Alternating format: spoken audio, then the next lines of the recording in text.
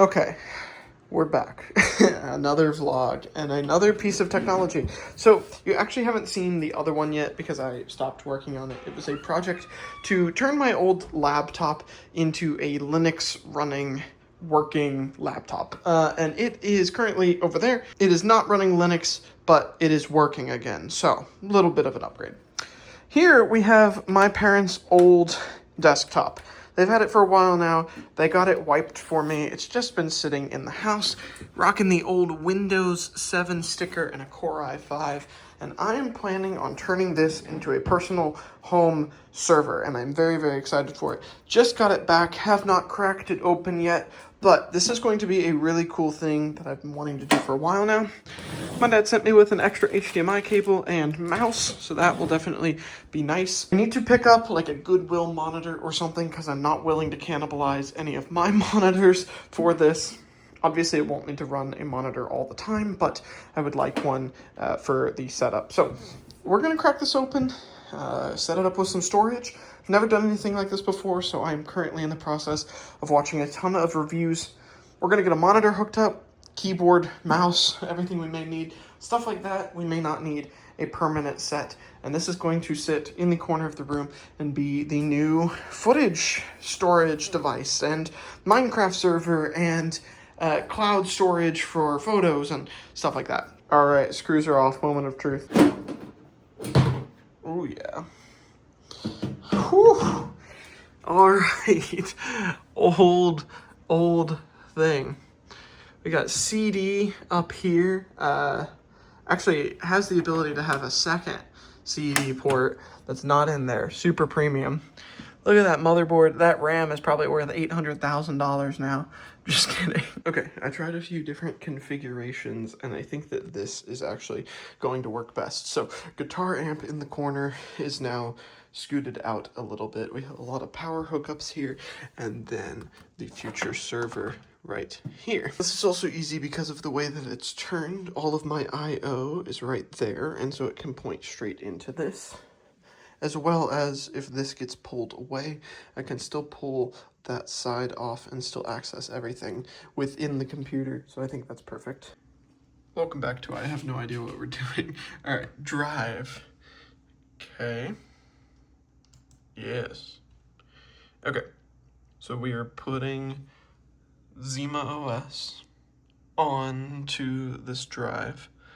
And then if we plug this in and boot the server with it, we should be able to run it. Now, as I've been doing more research, I'm realizing this may not be the most ideal, purely because it's not going to have like a super small power draw. I would like to check on that, but it's going to work well, and it was free. So we have a keyboard here, literally 10 bucks. It feels like 10 bucks. That's everything we have here. We have the Zima OS boot drive here on a flash drive. That has been loaded and is good to go. I believe I've done everything right on that. Now, along with this system, I plan on installing a drive. Now, I wanted to spend a ton of money on a drive when my wife reminded me that this is a fun side project for right now and we should not do that. Both of these are Seagate 2 terabyte drives. They are fantastic. I used to use this one for storing raw footage. This one for storing 3D printed files, things that I wanted to back up. I didn't have that much footage, so I have moved all of that onto here. So this drive now has all of that, the raw footage, the completed videos, everything is on here. And then this drive is empty. We have a free 2 terabytes. Free 2 terabytes that we can plug in to the new server, giving it a total of 3 terabytes of storage. And in the future, I can get a NAS. We can start putting in more hard drives. It'll be great. This is USB, but it's USB 3. I need to check if there's USB 3 on there. And, you know, even if it's not that fast, we'll at least get more storage. I know nothing about networking. I have no idea what I'm doing. Let's see. Boom. This is actually the super old monitor that my parents had running with this computer. Both of these were new at some point, and now this is my free second monitor.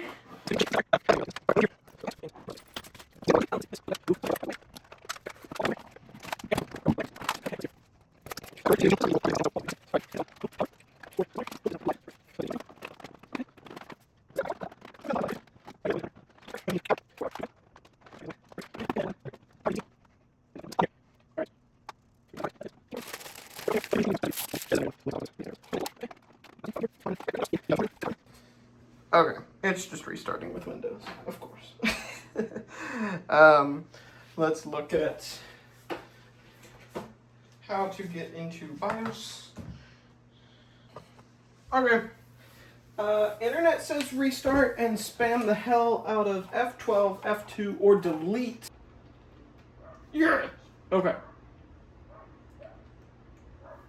Enter setup. Okay. It's got the date right. That's actually fire. Okay. Boot.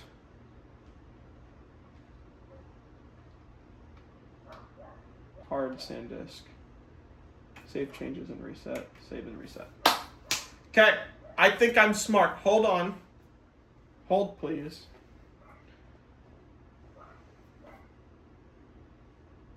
What the hell? Why am I seeing a Windows logo? Alright, hold on. We're re-etching. Try again. Okay, we're back. Reflashed. Okay, it's the next day. Two ideas why it may not be working. First of all, there was a guy online. He said when he was setting up his home lab that flashing Zima OS worked better for him on a smaller drive, like a smaller flash drive. Completely anecdotal, but it may work. Now, the two drives that I tried were a 32 gigabyte and a 64 gigabyte, so I'm going to try and order a 16 gigabyte and see if that works better. The other thing is, Kevin is not hooked up to Ethernet yet, so got a cable. We'll have to run it. The Ethernet situation in this room is horrible. Let's see. First of all, coax comes in from up there, which my wife absolutely hates, and I hate it for videos too. But it comes in, modem's down there, router's down there, hiding. Runs Ethernet all the way around the outside of the room. Like, I don't know if you could tell, but it's just that gray wire going through. Cable management, absolutely atrocious. Goes back there, over to here, even more atrocious cable management to get to our splitter. And that is then splitting it between this PC, my work PC. I think that's it, right? Yeah, that's it. We still have a couple open slots, so then I have to run from this splitter back along the outside to Kevin. Like, it's coming from there to, yes. The whole office setup is just falling apart. This isn't great. Okay, put that there. Nope, hold on. Okay. Moment of truth. Does it connect? Easy. With room to spare.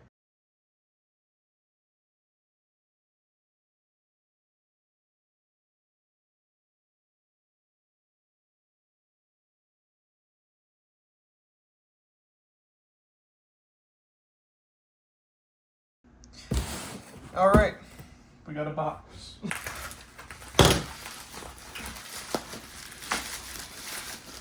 But this is an old workstation.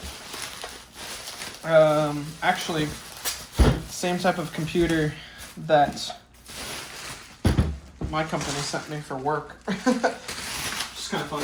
HP ProDesk. I'll go through the specs. Okay, it was the ProDesk 600. Here are your specs here. 16 gigs of RAM, 256 gig SSD, Windows 11 Pro. We're taking that off immediately. We got a decent amount of I/O. HDMI port is going to help for actual setup. And then we have 4 USB, another 2 USB, and a USB-C. Very accessible, you know, power and stuff. And then Ethernet and the actual power inlet. And then I believe to unlock this, we just do that. Yes. Okay. So also very easy to access. I will say, while I didn't want to spend the money on this, it's a lot less bulky than Kevin over there. Even though this was more expensive, this is a very nice slim profile. If I find somewhere for this, the little brick on top, and then, you know, actual storage, hard drive storage. All right, you're in the tripod. Welcome.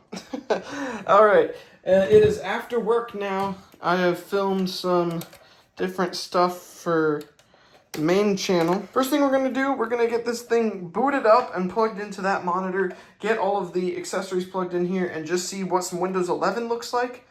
I am curious, $145 for a seemingly perfectly working computer. we'll take a look at that. Then we'll get everything hooked up to actually go ahead and install Zima OS, and we can finally make some progress on this project. Okay, you've been moved to the small tripod.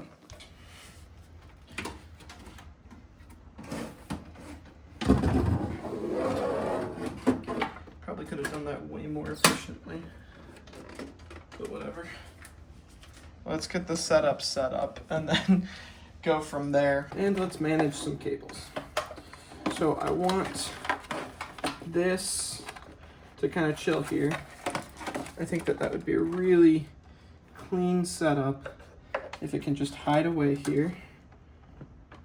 Get that out of there. And then my guitar amp can actually go back in this corner without the server really disturbing it at all. Now, we will give him the power.